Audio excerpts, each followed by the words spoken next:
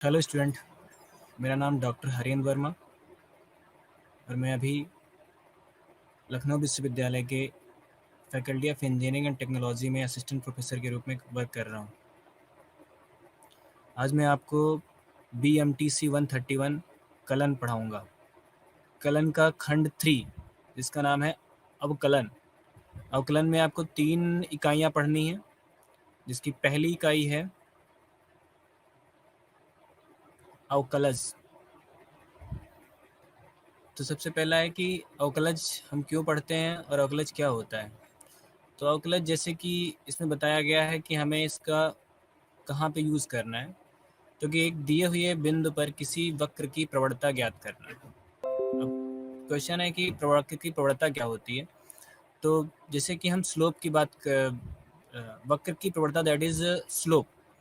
तो किसी कर्व की वक्र की प्रवणता ज्ञात करना, एक दी हुई राशि की अन्य राशि के सापेक्ष परिवर्तन की दर निर्धारित कर पाएँ, एक प्रथम सिद्धांत से कुछ सरल फलनों के अवकलज प्राप्त कर पाएँ। इसके अलावा है फलनों के योग, अंतर, गुणनफल तथा भागफल के अवकलज ज्ञात कर पाएँ। 2 या 2 से अधिक फलनों के संयोजनों के अवकलों को ज्ञात करने के लिए अवकलन के श्रृंखला नियम को नियमित कर उसका अनुप्रयोग कर पाएँ। किसी फलन के सातत्य अवकलजता के बीच संबंध ज्ञात कर पाएँ। त्रिकोणमितीय फलनों के अवकलज ज्ञात कर पाएँ।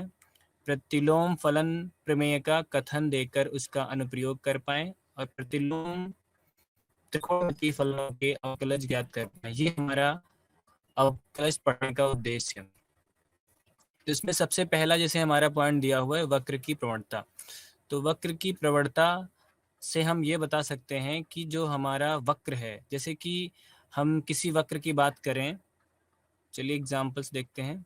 ये हमारा एक क्वेश्चन है, fx is equal to 3x minus x square द्वारा परिभाषित फलन f is equal to r to r पर विचार कीजिए। 2 पर f की क्षणिक परिवर्तन दर ज्ञात कीजिए। तो परिवर्तन दर निकालना है और हमें डिफाइन करना है कि ये फंक्शन जो है हमारा जो दिया हुआ है f such that r to r, r हमारा रियल फंक्शन को रियल लाइन को डिनोट करता है और r भी हमारा रियल को डिनोट करता है। तो यहाँ f x is equal to 3x minus x square है। जब x इज इक्वल टू 2 तो फंक्शन की वैल्यू क्या होगी, x की वैल्यू 2 रखने पर हमें मिलता है 3 into 2 minus 2 square that is 6 minus 4 is equal to 2। तो f2 पर 2 हमारा हो गया। अब यहाँ पे हमको क्षणिक परिवर्तन दर निकालना है। क्षणिक परिवर्तन दर का मतलब है कि अगर f फंक्शन जो हमने यूज किया है x की वैल्यू 2 ली है, तो 2 से थोड़ा सा आगे या थोड़ा सा पीछे, जैसे हम कहें 2 प्लस एच या 2 प्लस माइनस एच, या कहें कि 2 plus delta X. Delta x एक बहुत छोटी क्वांटिटी है, बहुत छोटी क्वांटिटी है, जिसको हम अगर 2 में ऐड करें तो फंक्शन में क्या चेंजेस होगा। तो सबसे पहले मैंने यहाँ पे f2 प्लस डेल्टा एक्स निकाला, f2 प्लस डेल्टा एक्स निकाला, फिर f2 तो हम पहले ही निकाल चुके हैं। f2 प्लस डेल्टा एक्स जब हमने यहाँ पुट किया फंक्शन में, तो 3 2 plus delta x minus 2 plus delta x का होल स्क्वायर। इसको सॉल्व किया तो आया 6 प्लस 3 डेल्टा एक्स माइनस यहाँ पे a प्लस बी का होल स्क्वायर से ओपन कर दिया और माइनस 2, जो कि हमारे फंक्शन की वैल्यू ऑलरेडी 0.2 पर थी। इस पूरे को सॉल्व किया तो हमें मिला f minus delta X square minus delta x. अब चूंकि हमें क्षणिक परिवर्तन निकालना था और एक अभी से पहले हम लोगों ने प्रथम सिद्धांत पढ़ा था। तो प्रथम सिद्धांत हमारा क्या होता है कि प्रथम सिद्धांत से अवकलन निकालने का मतलब ये है कि हम अगर x में कुछ चेंजेस कर रहे हैं, x को कोई पॉइंट x से हम x प्लस डेल्टा एक्स पे अगर जा रहे हैं, जैसे यहाँ पे हम 2 से 2 प्लस डेल्टा पे गए हैं, तो उसके करस्पॉन्डिंग फंक्शन में क्या चेंजेस होगा। यहाँ पे हमने 2 पे फंक्शन निकाला था, f2 पे x इज इक्वल टू 2 पे f2 की वैल्यू हमें 2 मिली है। अब अगर x में हमने कुछ चेंज किया, x को 2 प्लस डेल्टा एक्स पे लेके गए, तो हमारा फंक्शन कहाँ पे जाएगा। तो फंक्शन हमने निकाला तो ये आ गया overall minus delta X square minus delta x. अब ये डेल्टा एक्स क्या है, हमने चेंजेस परिवर्तन की बात की है। तो जब हमने x इज इक्वल टू 2 पे कहा था तो x इज इक्वल टू 2, और दूसरा पॉइंट है 2 प्लस डेल्टा एक्स। यहाँ पे डिफरेंस हमने लिया 2 प्लस डेल्टा एक्स माइनस 2, तो minus two cancel, delta x बचा। तो ओवरऑल हमारा फंक्शन जो हमें डिफाइंड करना है क्षणिक परिवर्तन के लिए, तो f2 plus delta x minus f2, ये आपको दिख रहा है, ये हमें वैल्यू मिली minus delta x minus one, minus delta x minus one. ठीक, अब चूंकि ये तो हमें एक डिफरेंस मिला कि फंक्शन में क्या, जब हमने x की वैल्यू को चेंज किया तो उसके करस्पॉन्डिंग फंक्शन में क्या डिफरेंस आया, तो फंक्शन के डिफरेंस अपान x की वैल्यू के डिफरेंस को अगर हम लें, अंतर को लें, तो ये हमें मिला minus delta x minus one. अब क्षणिक परिवर्तन की बात करें तो हम यहाँ लिमिट लगाएंगे कि जो हमने कहा था बहुत छोटी क्वांटिटी है डेल्टा एक्स, अगर ये हमारा जीरो को की ओर बढ़े, जैसे यहाँ पे limit delta x tending to zero, जब ये हमने जीरो की ओर बढ़ाया तो हमें मिला माइनस वन, और यही हमारी इस कर्व की, इस वक्र की प्रवणता है, तो जिसे माइनस वन से डिनोट करते हैं।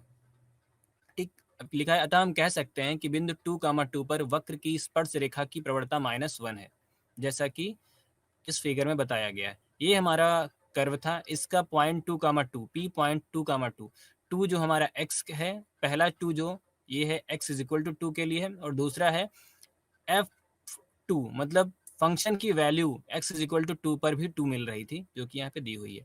अब यहाँ पे जब हमने इस स्पर्श रेखा की प्रवणता देखी तो हमें मिला माइनस वन, तो अब कह सकते हैं कि x इज इक्वल टू पर क्षणिक परिवर्तन दर माइनस वन है। अब इसी के साथ ये तो हमारे वक्र की स्पर्श रेखा की प्रवणता हो गई। अब जैसे कि प्रथम सिद्धांत की बात करें तो ये हमारा आया प्रथम सिद्धांत। ठीक, मान लीजिए कि कोई फलन एफ एक्स द्वारा परिभाषित है, तो एक्स के मानों में एक छोटा परिवर्तन अर्थात डेल्टा एक्स पर विचार कीजिए, तो एक्स में परिवर्तन x plus delta x minus delta x. जैसे अभी मैंने बोला था कि अगर हमारा कोई फंक्शन एफ एक्स है तो x पर डिफाइंड है, अगर x पर डिफाइंड है और हमने कहा कि हम x में कुछ चेंजेस करते हैं, कुछ थोड़ा सा उसको इंक्रीज करते हैं, थोड़ा बढ़ाते हैं या घटाते हैं, जैसे छोटे परिवर्तन में इन्होंने इंक्रीज कर दिया डेल्टा x, तो अगर हमने x को x प्लस डेल्टा x पर लेके गए तो उसके करस्पॉन्डिंग एफ एक्स फंक्शन क्या चेंज होगा, तो फंक्शन भी हमारा F x plus delta x हो जाएगा। ठीक, अब इसका मतलब है कि हम जब x में परिवर्तन करते हैं तो उसके सापेक्ष y फंक्शन में भी परिवर्तन होता है, और परिवर्तन का डिफरेंस है f x plus delta x minus F x, और x में परिवर्तन का डिफरेंस है x plus delta x minus x is equal to delta x. इस पूरी प्रोसेस को जब हम x में परिवर्तन x प्लस डेल्टा एक्स है, तब x के सापेक्ष f की औसत परिवर्तन दर f में हुए परिवर्तन का x में हुए परिवर्तन का अनुपात होती है। कुल मिला के ये सब कहने का मतलब ये है कि अगर हमने x में परिवर्तन किया है तो उसके सापेक्ष फंक्शन में भी परिवर्तन होगा, तो फंक्शन में परिवर्तन का डिफरेंस और का अंतर और x में परिवर्तन का अंतर हमारा औसत परिवर्तन दर कहलाता है। ये हमारी पहली वैल्यू x थी, अभी x प्लस डेल्टा एक्स है, दोनों का डिफरेंस नीचे दिया हुआ है। ऊपर हमारा फंक्शन x के करस्पॉन्डिंग फंक्शन एफ एक्स था, x प्लस डेल्टा के corresponding function F x plus delta X था, तो F x plus delta x minus F x upon X plus delta x minus X, ये हमारा औसत परिवर्तन दर है, जो कि प्रीवियस स्लाइड में हमने ये देखा था। ये हमारा औसत परिवर्तन दर हमने निकाला f2 plus delta x minus f2 अपान डेल्टा एक्स। अब ये तो हो गया औसत परिवर्तन दर।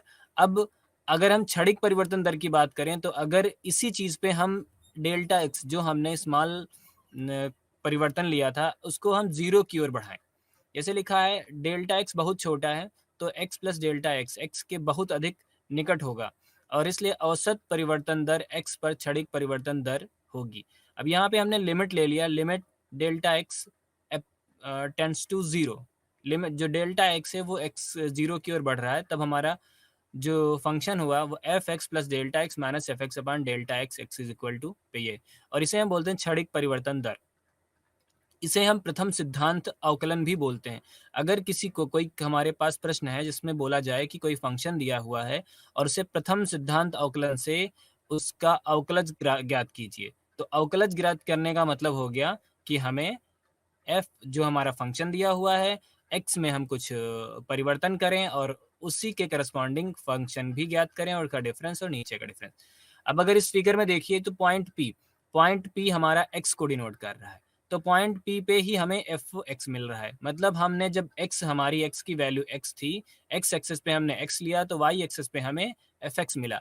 अब हमने x में थोड़ा सा चेंजेस किया कि हमने डेल्टा x ऐड कर दिया, ये जो हमारा x plus delta x minus x दिया हुआ है। अगर इसको कैलकुलेट करें तो डेल्टा एक्स मिल रहा है। दैट इज अगर हमने एक्स को एक्स में थोड़ा चेंजेस किया एक्स प्लस डेल्टा एक्स, तो उसके करस्पॉन्डिंग हमारे फंक्शन में क्या चेंजेस हुआ। तो ये हमारा पॉइंट हमें यहाँ मिला, हमने ये पैरेलल लाइन वाई एक्सिस के प्लॉट की तो कर पे हमें ये F x plus delta x मिला। तो ये हुआ F x plus delta x. अब हम परिवर्तन की बात कर रहे थे, तो मतलब वाई एक्सिस पे क्या चेंजेस हुआ और एक्स एक्सिस पे क्या चेंजेस हुआ। अब यहाँ ध्यान से देखिए तो F x plus delta x इस पॉइंट की वैल्यू है ओ से ओरिजिन से लेके, और ओरिजिन से इस पॉइंट की वैल्यू पी की वैल्यू एफ एक्स है। अगर इन दोनों का डिफरेंस लें तो हमें ये चेंजेस जो हमने लिया है वो मिल जाएगा। तो ये चेंजेस हुआ F x plus delta x minus F x, जो कि ये दिया हुआ है। ऐसे सेम हमें अगर ये क्यू पॉइंट दिया हुआ है जिसको हम एक्स एक्सेस पे देखें तो एक्स प्लस डेल्टा एक्स है और पी की वैल्यू एक्स है। अब क्यू और पी के बीच का हम एक्स एक्सेस पे प्लॉट लें, डिफरेंस लें तो हमें डेल्टा एक्स मिलेगा, और इसी को हमने औसत परिवर्तन दर बोला है। मतलब अगर हम फंक्शन को वाई एक्सेस पे और एक्स को एक्स एक्सेस पे प्रदर्शित करते हैं तो वाई एक्सेस में जो चेंजेस होगा एक्स में चेंजेस करने पर, तो एक वाई एक्सेस में फंक्शन में चेंजेस का अंतर एक्स एक्सेस में जो चेंजेस है उसके रेशियो को हम कहते हैं औसत परिवर्तन दर। और औसत परिवर्तन दर को हम क्षणिक परिवर्तन दर कब कहते हैं, अगर ये जो कि हमने डिफरेंस डेल्टा एक्स लिया है इसको हम जीरो की ओर अग्रसर कर दें, तो ये हमारा क्षणिक परिवर्तन दर कहलाएगा। अब इस पे कुछ क्वेश्चंस देखते हैं। सॉरी, क्वेश्चंस के पहले हम इसकी लिमिट देख लेते हैं कैसे हम लगाते हैं। अब ये हमारा प्रथम सिद्धांत अवकलन ही है, ठीक है। बस ये परिभाषा दिया गया F dash A plus. A plus का मतलब है कि जैसे हम रियल लाइन, हमको रेखा के बारे में पता है कि जीरो के बाएं साइड में सारी वैल्यू माइनस में होती है और जीरो के प्लस साइड में सारी वैल्यू प्लस में होती है। राइट, दाएं साइड में सारी वैल्यू प्लस में होती हैं। अगर हम लाइन खींचें तो जीरो के बाएं तरफ सारे नंबर्स जो होते हैं -1 -2 -3, और जीरो के दाएं साइड में 1 2 3 4 ये होता है, ठीक। तो अब अगर हमने कहा कि ए दायां पक्ष अवकलन, तो अगर किसी भी बिंदु के हम दाएं पक्ष को अवकलन चेक करेंगे कि ये अवकलज है या नहीं है, तो जो भी बिंदु होगा उसमें हम कुछ वैल्यू ऐड करेंगे। अब चूंकि दाएं साइड में चीजें पॉजिटिव होते हैं, नंबर्स पॉजिटिव, और बाएं साइड में नंबर नेगेटिव होते हैं, तो हम ऐड करेंगे। तो यहाँ पे दाएं साइड में हम जा रहे हैं एफ डैश ए प्लस, तो राइट साइड, ये आर का मतलब होता है right side, f dash A limit H tending to 0 f A plus H minus f A. अब देखो यहाँ पर एच हमने जैसे वहां पे डेल्टा एक्स ले रखा था, यहाँ पे हमने एच ले लिया है। जो परिवर्तन हमने कहा था कि एक्स, अब ये एक्स जो ए है, ए को एक्स इज इक्वल टू ए, हम ए पॉइंट पे देख रहे हैं तो x इज इक्वल टू ए पे हमने देखा फंक्शन की वैल्यू। अब अगर हमने ए में थोड़ा सा चेंजेस किया राइट साइड में, दैट इज दाएं पक्ष की ओर बढ़े, तो a प्लस एच ले लिया, इसका अंतर लिया तो f A plus H minus f A upon H limit H tending to 0 plus. अब ये 0 प्लस इसीलिए लगाया जाता है कि दाएं पक्ष को प्रदर्शित करे, ठीक। यदि इसका अस्तित्व है, अगर ये वैल्यू यहाँ पे कोई फाइनाइट वैल्यू मिलती है, ठीक है, तो x इज इक्वल टू ये अवकलज हो कहलाता है, दायां पक्ष अवकलज कहलाता है, जिसे हम आर एफ डैश ए से निरूपित करते हैं, ठीक। अब यही अगर हमने कहा है कि बाएं पक्ष पे जो वैल्यू हमने ए ली थी, ए से हम दाएं साइड में ए प्लस एच पे चले गए थे, अगर हम बाएं साइड में जाएंगे तो किसी जीरो के ओरिजिन के बाएं साइड में निगेटिव होता है। तो अगर कोई हमने पॉइंट, जैसे ये सपोज ए हमने 2 लिया, ए की वैल्यू हमारी 2 है, तो 2 के अगर हम दाएं साइड में जाएंगे तो चीजें बढ़ेंगी, तो 2 चाहे वो 0.5 ही ऐड करे तो 2 प्लस 0.5 हो जाएगा। बट अगर हमने 2 के बाएं साइड में गए तो नंबर घटेगा, तो 2 माइनस 0.5 होगा। वैसे ही यहाँ पर हमने ए को ए प्लस एच ले लिया था, ए प्लस एच। अब यहाँ पे देखिए ये गलत दिया हुआ है, ए माइनस एच होना चाहिए, F A minus H minus f ए, ये हमारा ए से डिफरेंस जाएगा, F A minus H minus f ए, और ये भी माइनस में आएगा। तो ये हमारा हो गया बायां पक्ष अवकलन। अगर ये दाएं पक्ष और बाएं पक्ष की वैल्यू बराबर होगी तो हमारा जो भी फंक्शन होगा वो अवकलज होगा, ठीक। अब ये क्वेश्चन देखिए, f x is equal to x square plus x minus 5 द्वारा परिभाषित फलन f such that R to R के लिए f dash 0 and f dash minus 1 ज्ञात कीजिए। अब देखिए एफ डैश जीरो का मतलब ये हो गया कि हमें एक्स की वैल्यू 0 मतलब एक्स की वैल्यू 0 पर हमें इस फंक्शन अवकलज है या नहीं ये देखना है। तो प्रथम सिद्धांत क्या कहता था कि जो भी वैल्यू है उसमें कोई वैल्यू ऐड करो, फिर उसका अंतर लो। अगर जीरो में हमने डेल्टा एक्स ऐड किया, जीरो में हमने डेल्टा एक्स ऐड किया, तो ये हो जाएगा जीरो प्लस, अब इस फंक्शन में रख दिया तो delta X square plus delta x minus five, और एफ जीरो पे फंक्शन की वैल्यू चेक की, जीरो रखने पे हमें माइनस फाइव मिल रहा है, ये माइनस फाइव आ गया। अब इन दोनों का जब अंतर लिया और नीचे तो डेल्टा एक्स आ जाएगा, क्योंकि हम फंक्शन ले रहे थे जीरो पॉइंट, हमारी वैल्यू जीरो थी, जीरो में डेल्टा एक्स ऐड किया था, तो zero plus delta x minus zero delta X, delta X ये डिफरेंस लिया हमारा, तो आ गया delta X square plus delta x upon delta X common ले लिया, तो आ गया delta X plus one, delta X plus one दिया, limit extend delta extending to zero पर हमें वन मिल गया। ये हमारा क्षणिक परिवर्तन दर जिसे हम अवकलज बोलते हैं, और यहाँ पे अवकलज हमारा x is equal to zero पे देखा गया है। अब अगला पॉइंट है क्वेश्चन की एफ डैश माइनस वन पे हमें अवकलज देखना है, तो वही चीज माइनस वन पे हमें देखना है, हमें इस माइनस को नहीं देखना है, इस माइनस पे घबराना नहीं है, हमें माइनस वन देखना है। इसमें हम कुछ ऐड करते हैं, तो minus one plus delta X add कर दिया हमने, minus one plus delta x, और एफ माइनस वन पे हमने वैल्यू देखी, माइनस वन पे वैल्यू देखने जाएंगे, एक्स की वैल्यू माइनस वन रखेंगे, माइनस वन का स्क्वायर करेंगे तो वन मिलेगा, यहाँ पे भी माइनस वन मिलेगा, तो one minus one minus five, value मिलेगी माइनस फाइव। ठीक है, पूरा हमने सॉल्व कर लिया डेल्टा एक्स लगा के, तो हमें मिल गया माइनस वन। तो अब देखो, अगर हमने इसका अवकलज देखा किस पे, जीरो पे, तो हमें मिला वन, और अगर एफ डैश वन पे देखा तो हमें माइनस वन मिला।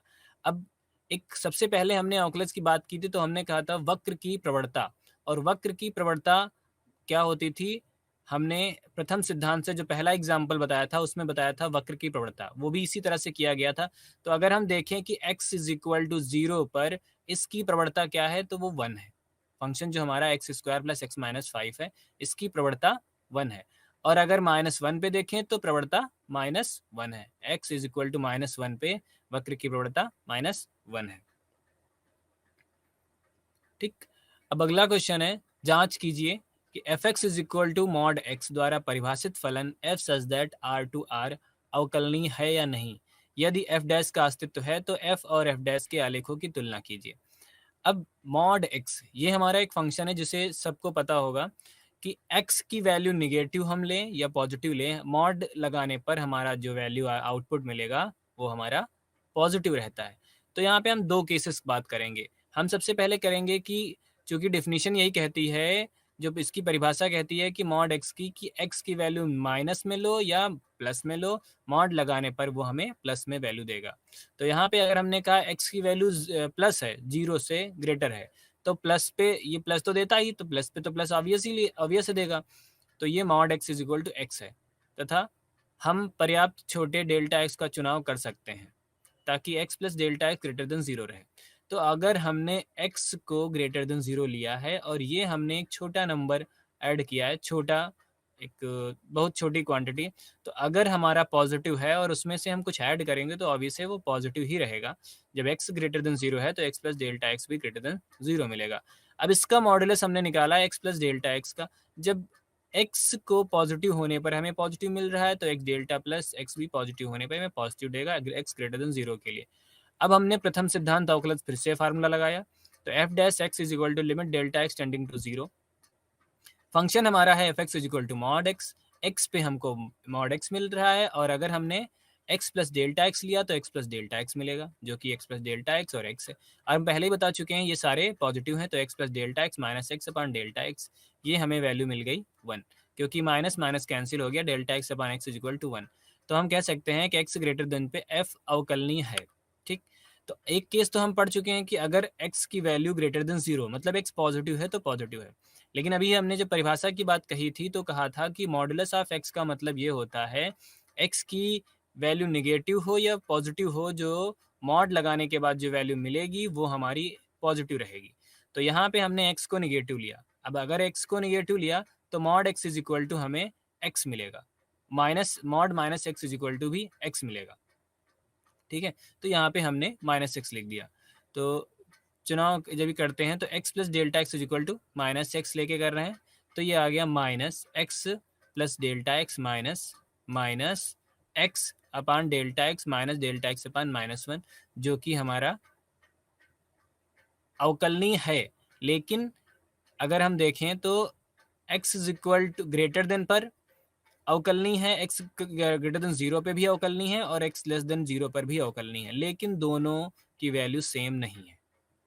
ठीक है, हमारा जो फंक्शन है वो अवकलनीय हो गया है x ग्रेटर देन 0 पे। अगर हम जो 0 है ओरिजिन से दाएं साइड में देखें, क्योंकि ग्रेटर देन 0 की बात करेंगे तो सारी दाएं साइड की सारी वैल्यू 0 से बड़ी होंगी, तो हमारा फंक्शन अवकलनीय है और उसकी जो प्रवणता है वो 1 है। अगर हम 0 के बाएं साइड की बात करेंगे कि x लेस देन 0 है, तो वहां भी हमारा फंक्शन अवकलनीय है और उसकी प्रवणता -1 है। लेकिन अगर हम x इज इक्वल टू 0 की बात करेंगे तो ये अस्तित्व है, तो भी इसका भी अस्तित्व है f x plus delta x minus x, तो ये डेल्टा एक्स अपान एक्स आ जाएगा। लेकिन ये अब कर्व देखते हैं, लिमिट ये कि हम पढ़ चुके हैं 0 पर और ये 0 माइनस पे, ये 0 प्लस लगा दिया गया है, मतलब 0 के दाएं साइड में और 0 माइनस 0 के बाएं साइड पे, ये भिन्न सीमाएं हैं। ठीक, एफ डैश 0 का अस्तित्व नहीं है। इस प्रकार हम f dash is equal to, अब देखो यहाँ पे हम 0 प्लस पे देखते हैं, 0 माइनस पे देखते हैं, 0 प्लस और 0 माइनस पे देखने पर और एफ डैश 0 का अस्तित्व नहीं है। एफ डैश 0 का अस्तित्व नहीं है, तो जब हमने x ग्रेटर देन 0 पे देखा तो वैल्यू 1 मिली है, x लेस देन 0 पर -1 मिली। अब ये हमारा कर्व दिया हुआ है, डेरिवेटिव कर्व दिया हुआ है। ठीक, और ये y is equal to modulus x, y is equal to modulus x की वैल्यू दी हुई, ये हमारा कर्व है जो कि कुछ v के शेप का बन रहा है, v के शेप का हमारा कर्व बन रहा है, जिसका ओरिजिन जनरेटर, जिसका जनरेटर पॉइंट है ओरिजिन से ये जनरेट हो रहा है। ठीक है, और जब इसका हमने डेरिवेटिव निकाला तो देखिए क्या निकल के आया था कि f dash x is equal to 1, x is greater than 0 पर, मतलब x की कोई भी वैल्यू लेंगे बट उसका डेरिवेटिव 1 ही रहेगा। अब ये लेस लाइन पे देखिए, x की कोई भी वैल्यू लेते जाइए, हमारा जो एफ डैश है वो हमेशा 1 रहेगा, तो ये हमने 1 की लाइन को प्लॉट कर दिया। दूसरा है कि x की वैल्यू अगर हम 0 से कम लेते हैं तो -1 मिलेगा, ये हमारा 0 से 1, लेकिन 0 पे हमने डिफाइंड नहीं है, ये हमारा डिफाइंड नहीं है। तो इसके अलावा एक सीधी सी छोटी सी बात है, जो जब भी कोई क्वेश्चन हमारा जिसमें फंक्शन हमारा, ना कि डेरिवेटिव, फंक्शन हमारा कुछ इस शेप में आए, वी शेप में हो, एम शेप में हो या डब्ल्यू शेप में है, तो जो जैसे हम कैपिटल ए फॉर एप्पल, ए के शेप में हो तो ए का जो हाईएस्ट पॉइंट है वहाँ पे फंक्शन हमारा डिफरेंशिएबल नहीं होगा। जैसे ये v है तो v का लोवेस्ट पॉइंट यहाँ पे फंक्शन हमारा डिफरेंशिएबल नहीं होगा, क्योंकि ये ओरिजिन है। अगर इस कर्व में देखो तो यहाँ भी बताया गया है एफ डैश 0 का अस्तित्व नहीं है। ये वी शेप में बन रहा था, तो वी का जहाँ पे टर्निंग पॉइंट, जहाँ पे कर्व एकदम से मूव कर रहा है, डायरेक्शन चेंज, वहाँ पे हमारा जो फंक्शन है वो डिफरेंशिएबल नहीं है। इस क्वेश्चन में यहाँ पे ओरिजिन पे डिफरेंशिएबल नहीं है, ये हमारा फंक्शन का कर्व है, ये इसके डेरिवेटिव का कर्व है और डेरिवेटिव हमारा 0 पे डिफाइंड नहीं है। इसी तरह से अगर ये वी शेप में अगर कोई कर्व हमारा ए शेप में हो इस टाइप से, तो ए के हाईएस्ट पॉइंट पे नहीं होगा। अगर एन शेप में है तो भी उसके 2 पॉइंट पे कर्व हमारा डिफरेंशिएबल नहीं होगा। एम है तो एम के 3 पॉइंट पे, एक 2 ऊपर और एक बीच में पॉइंट होगा जहाँ पे हमारा फंक्शन डिफरेंशिएबल, मतलब अवकलनीय नहीं होगा, सॉरी डिफरेंशिएबल नहीं, अवकलनीय, उस डिफरेंशिएबल को ही हिंदी में अवकलनीय बोलते हैं। अब हम देखते हैं घातांकीय फलन। घातांकीय फलन हमारा है f x d y d x is equal to x की पावर एन। ठीक, अब ये एक फॉर्मूला दिया हुआ है कि अगर हम x की पावर n को हम डिफरेंशिएट करते हैं तो n x की पावर n माइनस 1 आएगा, n x की पावर n माइनस 1 आए, जो भी हमारा x n हमारा एक इंटीजर है। ठीक, इंटीजर मतलब 0 1 2 3 -1 2 3 कुछ भी हो सकता है। अब एक्स एन की वैल्यू यहाँ पे 6 ली गई है, ये हमारा क्वेश्चन है, हमने डिफरेंशिएट किया, फार्मूला रखा, तो n हमारा आ गया 6x की पावर 6 - 1, 6x की पावर 5। ऐसे ही हमने इसको भी किया तो 11 इंटू एक्स की पावर 11 - 1, 11x की पावर 10 हो गया। अब ये हमारा क्वेश्चन है d Y by D x, यहाँ पे -x² दिया हुआ है, माइनस से हमसे बाहर रखेंगे इसको, जब हम अवकलनीय निकालेंगे differentiate D Y by D x, तो D Y by D X करेंगे तो हमारा फार्मूला एक्स की पावर एन का कॉन्सेप्ट लगेगा, एक्स की पावर एन को हमने यूज किया तो आ गया 2 बाहर हो गया, एक्स की पावर 2 - 1 -2x, ऐसे ही 3/4 एक्स की पावर 10।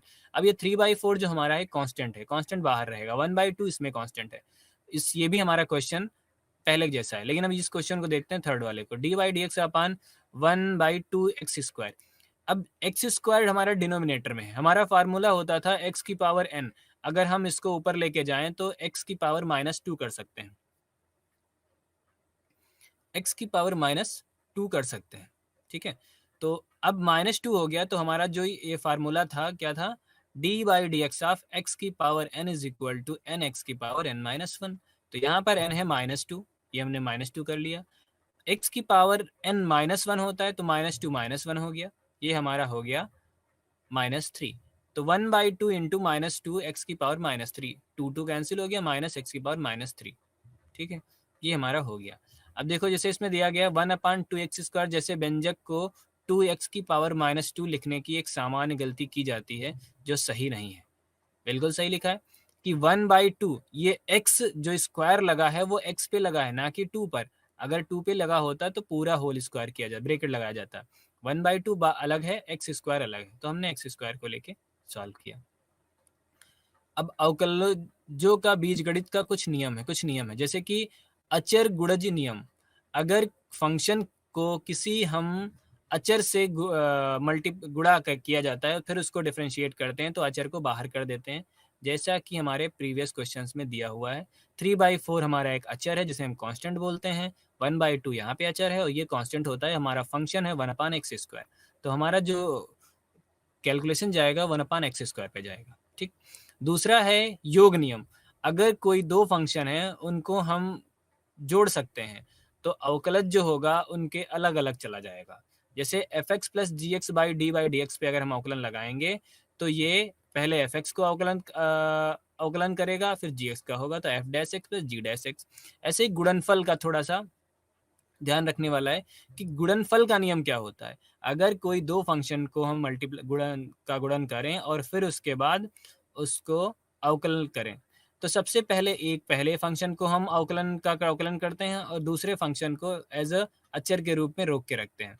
फिर पहले फंक्शन का रोकते हैं, दूसरे फंक्शन को अवकलन कर देते हैं। मतलब अगर ये लिखा है fx इंटू जी एक्स है, ऐसे u इंटू वी है, या जैसे fx से gx से समझो। fx है तो पहले हमने fx को डिफरेंशिएट किया, gx को रोक लिया, फिर fx को रखा, gx को डिफरेंशिएट किया, ठीक है। अब बताए भागफल का नियम। भागफल का नियम जो होता है f और g को भाग करें। हमने योग का नियम देखा, योग के जैसे ही अंतर का नियम होगा, माइनस यहाँ पे होगा, यहाँ माइनस आ जाएगा। अचर गुणज का देख लिया, गुणनफल का देख लिया। अब भागफल का देखते हैं। यहाँ पर अगर दो फंक्शन है और उसमें ये कहते हैं जो हमारा दूसरा फंक्शन है जो हमारा हर है, फंक्शन में जो अगर हम भागफल फंक्शन है तो अंश और हर के रूप में होगा। हर हमारा 0 नहीं होना चाहिए, लिखा है gx नॉट इक्वल टू 0। उस केस में हम उसको अवकलित कर सकते हैं। तो d/dx of fx upon gx को हम करते हैं तो gx, अब यहाँ पे क्या है, जो हर है उसको उसका स्क्वायर कर देंगे, fx अपॉन gx।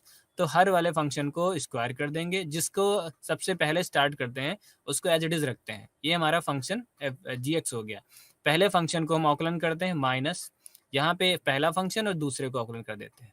पहले गुणनफल में क्या करते थे, fx इंटू जी एक्स होता था, पहले फंक्शन को अवकलित करते थे, gx को रोकते थे, प्लस लगाते थे, पहले फंक्शन को रोकते थे और दूसरे फंक्शन को अवकलित करते थे। यहाँ पे थोड़ा सा अंतर है क्योंकि ये भागफल में है। भागफल में जो भी हमारा हर में होता है उसको तो स्क्वायर में कर देते हैं और ऊपर में माइनस आ जाता है, ठीक। अब यहाँ देखो अंश और हर में बहुत अच्छे से बताया गया है, अंश अपान हर का स्क्वायर, हर इंटू अंश का अवकलज माइनस अंश इंटू हर का अवकलज। श्रृंखला का नियम। अब श्रृंखला का नियम एक और है, यहाँ पे बोला गया है अगर y is equal to g u and u is equal to f x, तो यदि dy बाई डी यू और डी यू बाई दोनों का अस्तित्व है तो dy बाई डी एक्स को हम dy by D x is equal to dy by d u into d u by D x द्वारा दिखाया जा सकता है। मतलब कि अगर y is equal to g u, मतलब ये हमारा y और ये x, अगर y जो है x हमारा स्वतंत्र चर है और y जो है वो x पर निर्भर करता है, ये कह सकते हैं। अब dy बाई डी एक्स का मतलब यही है कि x हमारा स्वतंत्र है और y जो है वो x पे निर्भर करता है, इसी को हम परिवर्तन बोलते हैं dy बाई डी एक्स। तो पहले हम ऐसे कर लेते हैं, क्वेश्चन से ही समझते हैं। पहला क्वेश्चन है x² x प्लस 4। अब यहाँ पे अगर ध्यान से देखो तो ये fx इंटू जी एक्स लिखा हुआ है, fx इंटू जी एक्स। तो हमने fx को x² और gx को x प्लस 4 मान लिया। तो जो हमारा नियम था वो हमने लगाया, fx को डिफरेंशिएट किया, अवकलज किया तो 2x मिला, g' को किया तो हमें मिला 1। इन्होंने अब यहाँ पे योग का नियम भी लगा दिया है, पहले हम x पे किए तो हम ये अचर का अवकलज हमारा 0 होता है। एक्स प्लस फोर, जी एक्स को हमने अवकलित कर दिया एक्स प्लस फोर, तो डी बाई डी एक्स, अब डी एक्स वन मिल गया। गुणनफल का नियम लगाया तो पहले क्या होता था, पहले फंक्शन को अवकलित करो, यहाँ पहले फंक्शन को अवकलित कर दिया गया, जी एक्स को एज इट इज रखा गया। फिर क्या हुआ, दूसरे फंक्शन को अवकलित करो, पहले फंक्शन को रोक दो, ये हमने कर दिया। सारी वैल्यू पुट कर दी, हमें 3x² प्लस 8x मिला। ये दूसरा क्वेश्चन है जिसे आप लोग अपने आप करिएगा। ये भी हमारा पहला फंक्शन हो गया fx और ये हो गया gx। सेम ऐसे ही करना है, पहले तो हम इसे अवकलज निकालेंगे और इसका अलग अवकलज, fx का अवकलज निकालेंगे, फिर gx का अवकलज निकालेंगे और इसको हम सॉल्व कर लेंगे। ठीक, ये क्वेश्चन है y is equal to 2x plus 1 की पावर 3 को x के सापेक्ष अवकलित करिए। अब अगर ध्यान से देखिए तो ऐसा हमने कोई फार्मूला नहीं बताया है आपको। y is equal to 2x plus 1 की पावर 3, तो अगर हम इसको u मान लें, इस पूरे फंक्शन को u मान लें, तो आ जाएगा y is equal to u cube आ जाएगा, जो कि हमने x की पावर n का फार्मूला आपको ऑलरेडी बता रखा है। तो हमने क्या किया, u is equal to 2x plus 1 मान लिया। ठीक है, ये श्रृंखला का नियम चल रहा है, y is equal to u हो गया, तो ये हो गया u cube, y is equal to u cube. अब इसको जब हमने डिफरेंशिएट किया, अवकलित किया, तो dy बाई डी यू। अब इसको u के रिस्पेक्ट में अवकलित करेंगे, y को, क्योंकि u को हमने 2x प्लस 1 को u माना है, तो हो गया y is equal to u cube. इसको y को u के सापेक्ष हम अवकलित करेंगे तो मिल गया 3u²। अब हमारा u हमने मान रखा था u is equal to 2x plus 1, तो अब u को x के सापेक्ष अवकलित कर देंगे तो 2 मिलेगा, ये हमें 2 मिल गया। श्रृंखला का नियम कहता है dy बाई डी एक्स अगर है तो dy by d you, du by D x कर दो, वही हमने किया, हमें मिला 6u²। u की वैल्यू रख दी तो आ गया 6 2x प्लस 1 का होल स्क्वायर, ये हमारा हो गया। अब एग्जाम्पल, नेक्स्ट एग्जाम्पल है, यहाँ पे x cube plus 2x² minus 1 की पावर 100 को x के सापेक्ष अवकलित करिए। अब देखिए यहाँ पे सिर्फ एक फंक्शन दे दिया गया है, लेकिन हमारा इसको डिफाइंड y या x जैसा कुछ नहीं किया गया, तो हमने कहा मान लीजिए ये हमारा y के बराबर है, तो y is equal to x cube plus 2x² minus 1 की पावर 100 है, ये हमने कर लिया। अब यहाँ पर भी हम पिछले क्वेश्चन का ही कॉन्सेप्ट देखते हैं, क्योंकि ये लिखा हुआ है x cube plus 2x² minus 1 की पावर 100, जो कि थोड़ा सा मुश्किल है डायरेक्ट सॉल्व करना। तो हमने क्या किया कि इस पूरे फंक्शन को, जो कि ब्रैकेट के अंदर है, u मान लिया, u is equal to x cube 2x² minus 1, तो हो गया y is equal to u की पावर 100। अब y का u के सापेक्ष हमने अवकलन निकाला, y का u के सापेक्ष तो 100u 99, क्योंकि n x की पावर n माइनस 1 होता है, तो u की पावर 100 को करेंगे तो 100u की पावर 100 माइनस 1 99 मिल गया।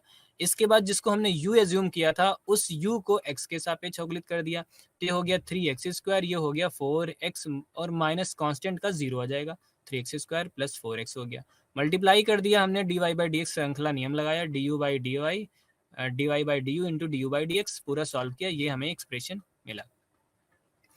अब इसी तरह से कुछ फार्मूले दिए हुए त्रिकोणमितीय फलनों का अवकलज, अगर साइन एक्स हमारा कहीं फंक्शन दिया हुआ है, जो कि अभी हमने x cube plus x² y is equal to पढ़ा था, वैसे ही अगर y is equal to sine x दिया है तो उसका अवकलज होगा कॉस एक्स। कॉस एक्स का होता है minus sine x, tan x का होता है sec square x, cot x का होता है माइनस कोसेक स्क्वायर एक्स, और सेक एक्स का sec X into tan X, cosec X का minus cosec X into cot X. ये हमारे फॉर्मूले दिए हुए हैं, ये हमारा फंक्शन है और ये उसका अवकलज है। ठीक, ये आपको याद करने पड़ेंगे। ऐसे ही इनवर्स फंक्शन, जिसे हम प्रतिलोम फलन का अवकलज बोलते हैं। प्रतिलोम फलन, अगर साइन इनवर्स, जैसे हमने लिखा था y is equal to sine x लिखा था, अगर हमने both side sine inverse x से गुणा कर दिया तो हो गया sine inverse y is equal to x। तो ऐसे ही साइन इनवर्स x का अवकलन निकालना है, अवकलज गुणांक तो होता है 1/√1 माइनस x²। अब यहाँ पे x को भी डिफाइंड कर दिया गया है, क्योंकि अगर x की वैल्यू 1 से छोटी है होगी और -1 से बड़ी होगी, तभी ये फंक्शन हमारा अवकलज इसका एग्जिस्ट करेगा। अगर x की वैल्यू हमने 2 ले ली सपोज, क्योंकि यहाँ पे -1 less than x less than 2, अगर लेस देन 1 लिया, अगर हमने x की वैल्यू 2 ले ली तो 2 का मतलब हो गया 4 √-3 मिलेगा। -3 जो हो गया वो कॉम्प्लेक्स नंबर को समिश्र संख्या कॉम्प्लेक्स नंबर की ओर चला गया, तो हमें वो नहीं करना है। इसी तरह cos इनवर्स x भी -1/√1 माइनस x² हो गया। tan इनवर्स x का हम जब निकालते हैं 1/x²। अब चूंकि x की वैल्यू हम रियल पे कुछ भी ले लें, यहाँ पे ये हमारा एग्जिस्ट करेगा। ऐसे यहाँ पे अब एक ये है सेक इनवर्स x का 1/mod x और √x² -1, यहाँ मॉड एक्स ग्रेटर देन 1 होना चाहिए। एक्स की वैल्यू जो भी हो वो मॉड एक्स, चाहे हम एक्स की वैल्यू माइनस लें या प्लस लें, उसका मॉडुलस हमेशा 1 से बड़ा होना चाहिए। मॉडुलस हमेशा 1 से बड़ा होना चाहिए, उस केस में ये हमारा फार्मूला एग्जिस्ट करेगा। अब हम आते हैं अगली इकाई पर। हमारी इकाई अगली है कुछ और अवकलज। इसमें हम सबसे पहले लघुगणक फलनों का अवकलज देखते हैं। ठीक है, तो ये हमारा फार्मूला है D by D X of log X base A, log X base A. अब इसको अगर हमने लॉग एक्स बेस ए को एक्स के सापेक्ष में अवकलित किया तो हमें आएगा 1/x log e base A, log e base a, ठीक, is equal to 1/x into ln e upon ln a. अब देखो ln ई और लॉग में क्या अंतर है। ln का मतलब होता है नेचुरल लॉग, जिसका बेस हम ई लेते हैं। नेचुरल लॉग का बेस हमेशा ई होता है। ln ई इसकी वैल्यू 1 होती है। अब ln ई लिखा है, इसका बेस नहीं डिफाइंड दिख रहा है, लेकिन ln का मतलब होता है नेचुरल लॉग, इसका बेस ई है और लॉग ई बेस ई की वैल्यू होती है 1, और यहाँ भी लॉग ए बेस ई लिखा हुआ है। ठीक, तो जब हम इसको डिफरेंशिएट करते हैं, अब देखो यहाँ पे बेस ए दिया हुआ है, ये हमें और भी क्वेश्चन मिलेंगे जहाँ पे बेस हमारा चेंज होगा। अगर यहीं पे बेस ई लिखा होता, बेस ई का मतलब ये हो गया नेचुरल लॉग, और उसको जब हम डिफरेंशिएट करते तो मिलता 1/x, केवल 1/x मिलता, क्योंकि यहाँ पे हमें बेस ई मिलता है, लॉग ई बेस ई की वैल्यू 1 होती, जो कि मैंने यहाँ पे बता दिया, तो आंसर आता 1/x। लेकिन बेस चूंकि ए दिया हुआ है, इसलिए 1/x log e base a x greater than 0। अगला क्वेश्चन है y is equal to ln। अब ln यहाँ पे है नेचुरल लॉग को प्रदर्शित करता है। नेचुरल लॉग मतलब लॉग बेस e, ठीक है, x square minus 2x plus 2 को x के सापेक्ष अवकलित करना है। तो यहाँ पे ये तो x को धनात्मक बताया गया है। अब यहाँ पे देखिए ln x square minus 2x plus 2 है।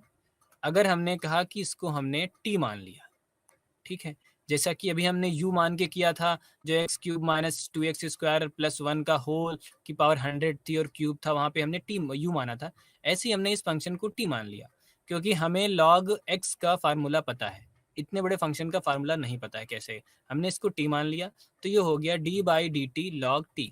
और log t चूंकि हमने कहा नेचुरल लॉग है, तो इसकी वैल्यू 1/t आ जाएगी। अगर बेस कुछ और होता तो 1/log वही बेस के साथ आता। अब बाकी जिसको हमने t माना था उसको भी डिफरेंशिएट करेंगे। अब यहाँ पे देखो कई सारे नियम एक साथ लग रहे हैं। पहले तो हमने यहाँ पे इसको u माना, फिर ये तो श्रृंखला नियम बन गया। अब देखो यहाँ पे श्रृंखला नियम बन रहा है, 2x स्क्वायर ये आ गया। अब श्रृंखला नियम में t होते ही तो होता है dy by D x is equal to, अगर u मान रखा है तो dy by d u into d u by D x, तो यहाँ पे d by d ln t upon t into d t by D x हो गया। ये हमने सॉल्व कर दिया तो हमें मिला 2x square minus 2 upon X square minus 2x plus 2। ठीक है, तो ये शायद सबको समझ में आ गया होगा।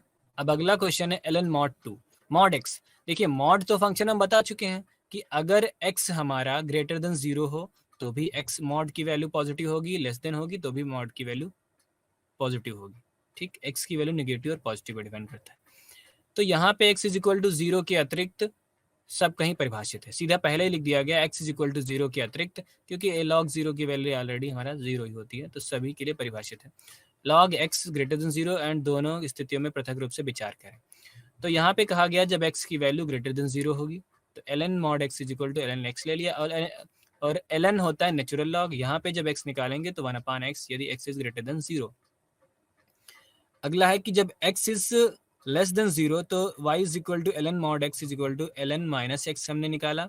इसको हमने सॉल्व किया तो मिल गया ln t। ठीक है, ये माइनस एक्स को हमने t मान लिया है, माइनस एक्स को t माने से D by D x D by D T, यहाँ पे डी बाई डी टी होगा, डी एक्स नहीं है डी बाई डी टी होगा।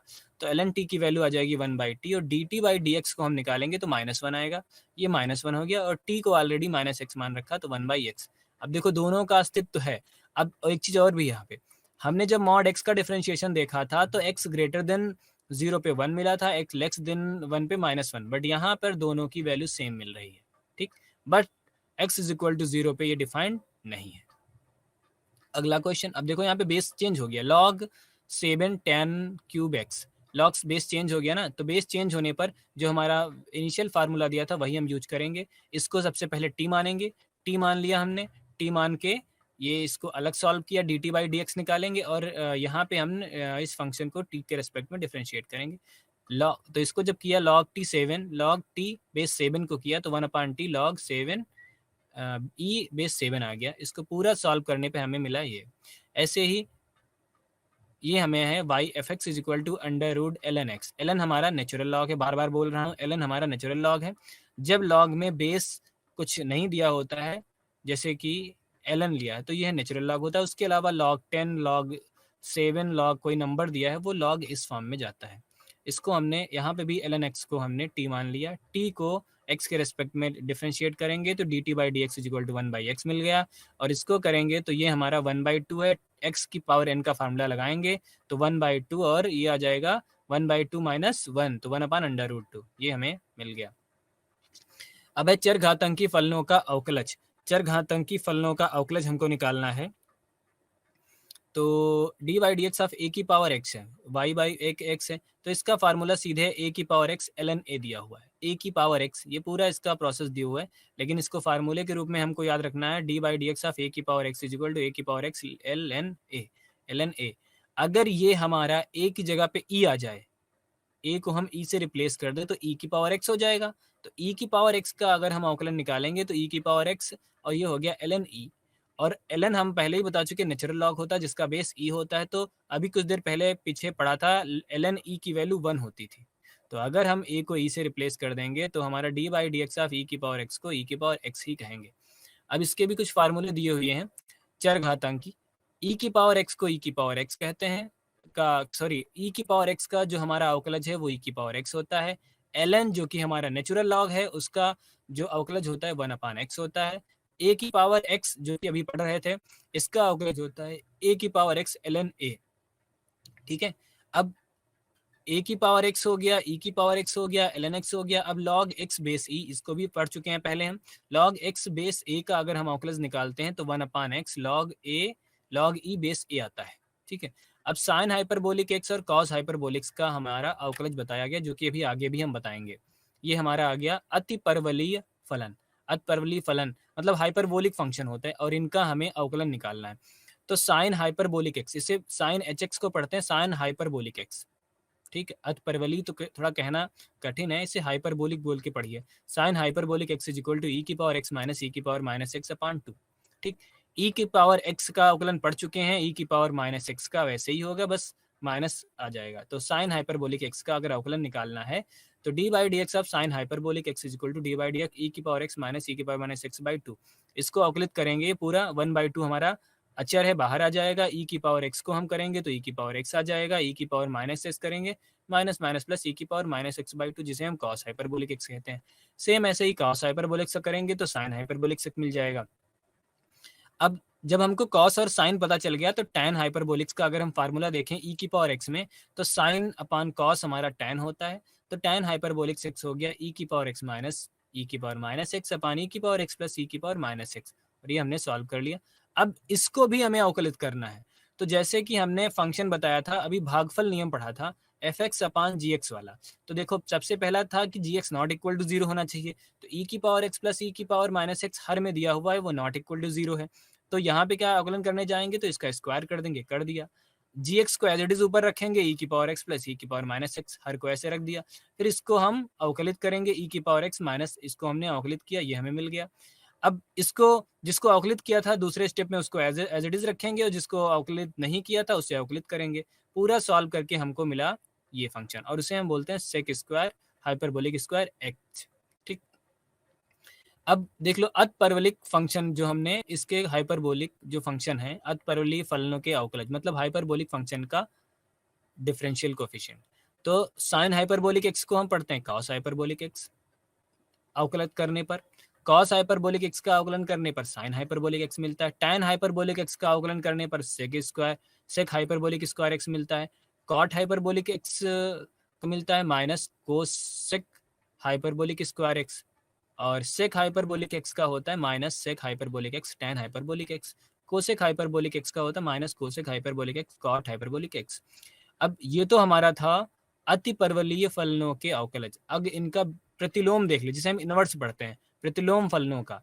अभी तक हम साइन हाइपरबोलिक एक्स पढ़े थे, अब हम साइन हाइपरबोलिक इनवर्स एक्स पढ़ेंगे। इसका होता है 1/√x² + 1।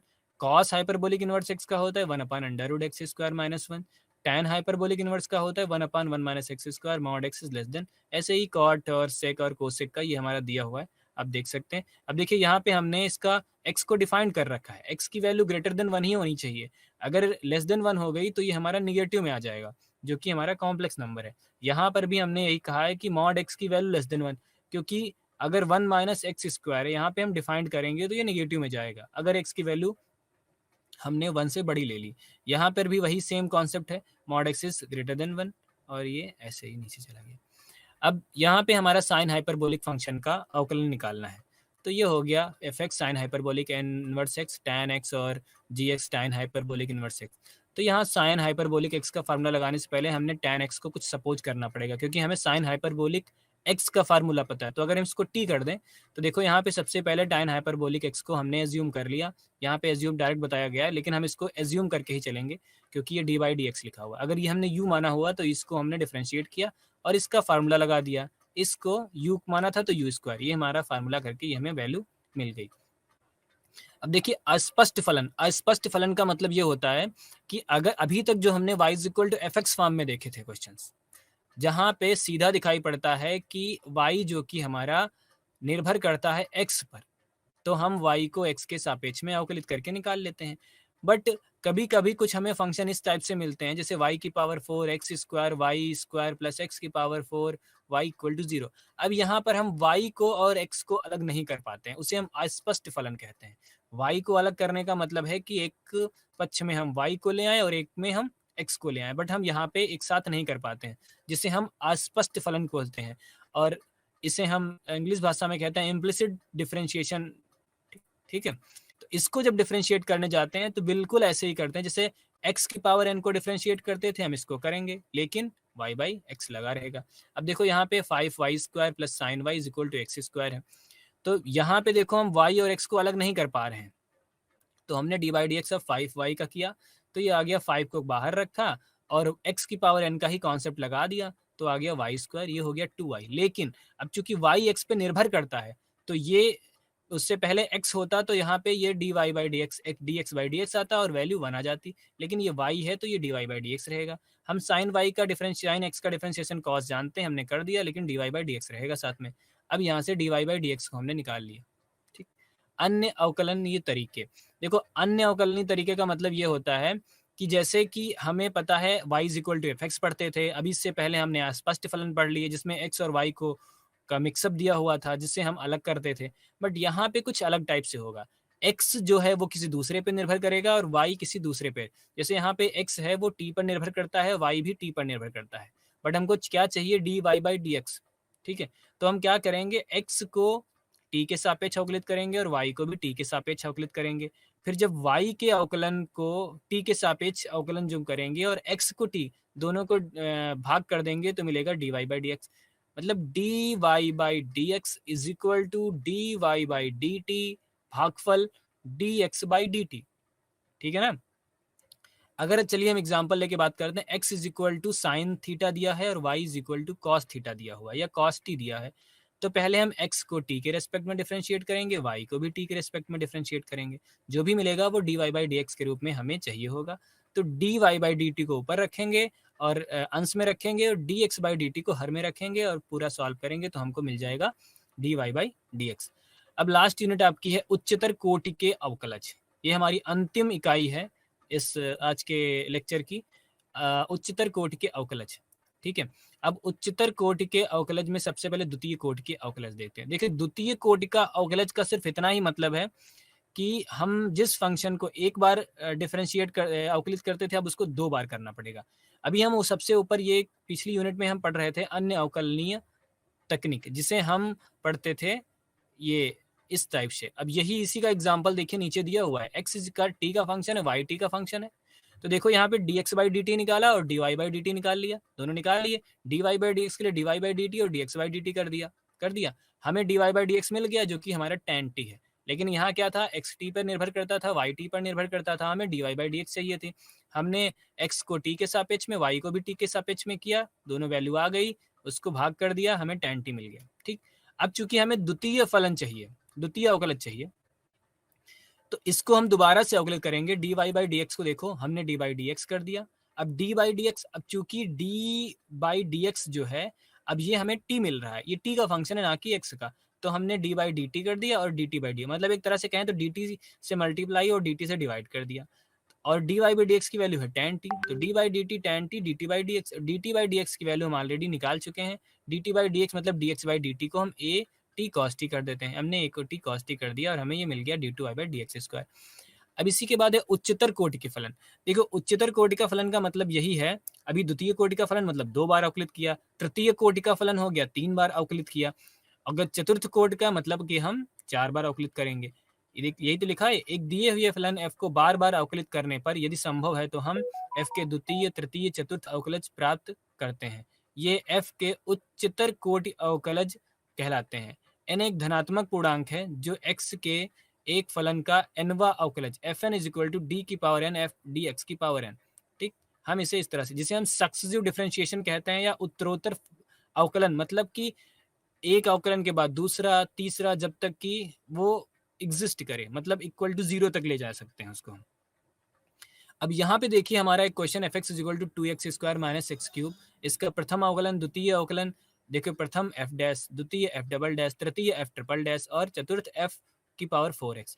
अब इसके आगे जैसे जैसे हम करते जाएंगे सारे 0 मिलते जाएंगे, प्रथम अवकलन, द्वितीय अवकलन, तृतीय अवकलन और ये चतुर्थ अवकलन के बाद सारे 0 मिलेंगे। एक इसमें इंपॉर्टेंट सबसे प्रमेय है लेबनीज प्रमेय। लेबनीज प्रमेय हम क्यों पढ़ते हैं? अभी हमने कुछ देर पहले fx इंटू जी एक्स पढ़ा था, fx इंटू जी एक्स का जो गुणनफल पढ़ा था। अगर दो फंक्शन गुणन में हैं तो उसका एक बार अवकलित करना, लेकिन अगर वही दो फंक्शन जो गुणन में है उसको n बार अवकलित करना हो तो कैसे करेंगे? तो जो हमने गुणन पढ़ा था, गुणन फल नियम, वो यहाँ पर हम अच्छे से नहीं लगा पाएंगे, इसीलिए हमने लेबनीज थ्योरम पढ़ी। अब u और v, u एक तरह से फंक्शन ऑफ x है, v भी फंक्शन ऑफ x है, मतलब दो अलग अलग फंक्शन है। तो यहाँ पे c ये लिखा है nc0 जो कि हमें द्विपद गुणांक में बताया गया जाता है, NCR पढ़ाया गया होगा। NCR is equal two factorial n upon factorial r factorial n minus r, ये वही कॉन्सेप्ट लगेगा NC0, क्योंकि हम शुरू से स्टार्ट करें NC0। तो पहले हम जो हमारा पहला फंक्शन है उसको n बार अवकलित करेंगे, v को ऐसे ही रखेंगे, फिर क्या करेंगे NC1 का मतलब हो गया कि फैक्टोरियल n अपान फैक्टोरियल 1 अपान फैक्टोरियल n माइनस 1। ठीक, अब u को पहले n बार किया था, अब एक कम बार अवकलित करेंगे, v को एक बार अवकलित करेंगे, ऐसे ये सीरीज चलती रहेगी जब तक कि Cn NCn नहीं हो जाता है। ठीक है, यही हमारा पैटर्न, ये बिल्कुल x n की पावर x प्लस y की पावर n के जैसा ही हमारा है, और इसमें पदों की संख्या होती है n+1। ये हमारा fx = x sin x हमारा है, जब हम प्रमेय यूज करेंगे तो u हमारा हो गया x और v हो गया sin x। u को हमने एक बार अवकलित किया 1 मिला, 2 बार 3 बार करेंगे सब 0 मिल रहा है। v को पहली बार अवकलित cos x, दूसरी बार माइनस sin x, और ये कर दिया, ये पूरी वैल्यू हमने यहाँ पे रख दी और हमें ये मिल गया x sin x - 4 cos x। ठीक है, अब ये हमारे देखिए फॉर्मूले दिए हुए हैं। e की पावर x को, अभी हमने e की पावर x का अवकलन था, अब e की पावर ax है जिसको हम एक बार अवकलित करते हैं तो a, ये हमारा जो कांस्टेंट है बाहर आ जाता है।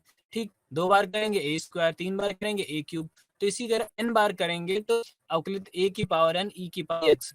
अगर ये a ना होता, e की पावर x होता, तो e की पावर x को अगर हम n बार अवकलित करें तो e की पावर x ही आता, जैसे यहाँ पे ये बताया गया है। e की वैल्यू 1 ले लें तो e की पावर x मिलेगा। ठीक है, ऐसे ही हम ax प्लस बी की पावर m को n के सापेक्ष करें तो पहली बार करते हैं तो m a ax plus b की पावर m-1 है, ऐसे ही दूसरी बार करते हैं तो m a m-1, ये तीसरी, और ये पूरी कला चलती चली जाती है ये। लेकिन इसमें ये बोला गया है कि nवा अवकलज इस पर निर्भर करता है कि m की वैल्यू ग्रेटर देन n और m तथा m is less than n है, तो और या m is equal to n के बराबर है। ठीक, अब अगर m की वैल्यू ग्रेटर देन n है, m की वैल्यू ग्रेटर देन n मतलब कि m की वैल्यू 3 है और n की वैल्यू 2 है, मतलब 2 बार आपको डिफरेंशिएट करना है जिसका पॉलिनोमियल 3 है, तो हम कर सकते हैं। अगर m की वैल्यू लेस देन है तो ये एग्जिस्ट नहीं कर, लास्ट में 0 0 आने लगेगा, और m की वैल्यू 1 है तो हमें कांस्टेंट मिलेगा। वन छूट गया। यहाँ पे एक्स प्लस बी को अवकलज करते हैं तो ए एक्स प्लस पावर 2 जिसे हम ऊपर ले जाएंगे तो माइनस ए एक्स प्लस बी की पावर -1 आ जाएगा, और एक्स की पावर n के जैसे हम अवकलित करते हैं सेम वैसे ही करेंगे, हमें फार्मूला मिलेगा ये 1/ax प्लस बी -1 की power n factorial n a की पावर n, ठीक है, ए एक्स प्लस बी की पावर n+1 और d की पावर n डी एक्स की पावर n 1/x -1 की power n factorial n x की power n plus x not equal to 0। ये हमारा 1/x, अगर a की वैल्यू 1 और b की वैल्यू 0 इस फार्मूले में हो जाए तो देखिए a की वैल्यू 1 फैक्टोरियल n बचा, x की पावर तो x रहेगा, a की वैल्यू 1 b की वैल्यू 0, ये हमारा पूरा रहेगा। ठीक, अब ये है ln ax plus b, ln मतलब नेचुरल लॉग, ln मतलब नेचुरल लॉग। तो सबसे पहले नेचुरल लॉग को हम डिफरेंशिएट करेंगे, तो नेचुरल लॉग ln x की वैल्यू क्या होती थी, डिफरेंशिएट करते थे 1/x। यहाँ पर ax प्लस बी है, इसको करेंगे तो 1/ax प्लस बी, और a हमारा बाहर आ जाएगा कांस्टेंट के रूप में। ठीक, अगर ये आपको नहीं समझ में आ रहा है तो ax प्लस बी को t मान लीजिए, ln t की वैल्यू आ जाएगी 1/t, तो t की वैल्यू ax प्लस बी, फिर ax प्लस बी को डिफरेंशिएट करेंगे तो a आ जाएगा। ये पिछले जितने भी क्वेश्चन हैं e की पावर ax हो या ax प्लस बी की पावर n हो, उसको आप इसी तरह से कर सकते हैं t मानकर। ठीक है, ये हमारा प्रोसेस करने पर ये हमें ln x की वैल्यू मिलेगी पूरी।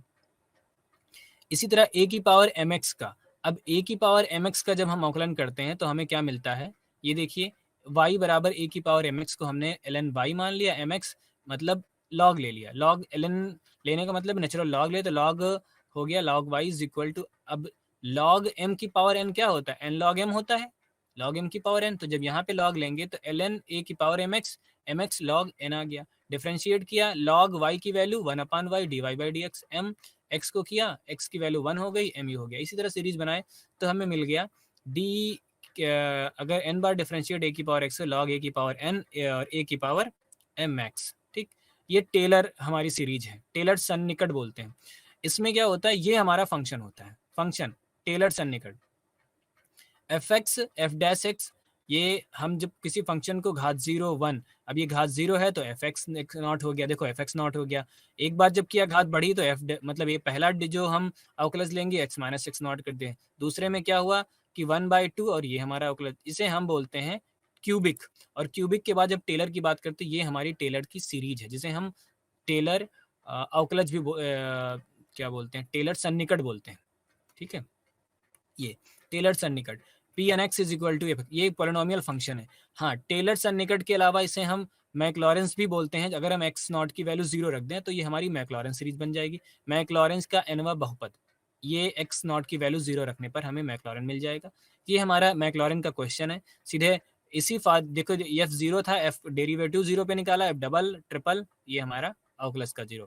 हमने पहले फंक्शन जो साइन एक्स का एक बार डिफरेंशिएट किया, उसकी 0 पे वैल्यू निकाली, 2 बार डिफरेंशिएट किया, उसकी 0 पे 3 बार किया, सारी हमने n बार डिफरेंशिएट कर डाला, सारी वैल्यू हमने रख दी, हमें मैक्लॉरेंस का क्वेश्चन का आंसर मिल गया।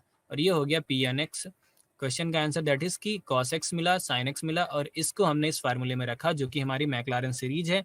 टेलर और मैक्लॉरेन में अंतर यही है कि यहाँ पे x जो टेलर सीरीज टेलर बहुपद चलता है वो x रहता है यहाँ पे, और मैक्लॉरेन पे 0 पे का सारी बातें की जाती हैं, 0 पॉइंट पे हम बात करते हैं या कोई सी पॉइंट पे बात करते हैं। ये हमें पूरा पी एन एक्स मिल गया और ये साइन एक्स की हमारी सीरीज मिल गई। और इसी के साथ ये हमारा आज का लेक्चर समाप्त हो गया। आपको सारी चीज़ें मैंने बता दी हैं। धन्यवाद।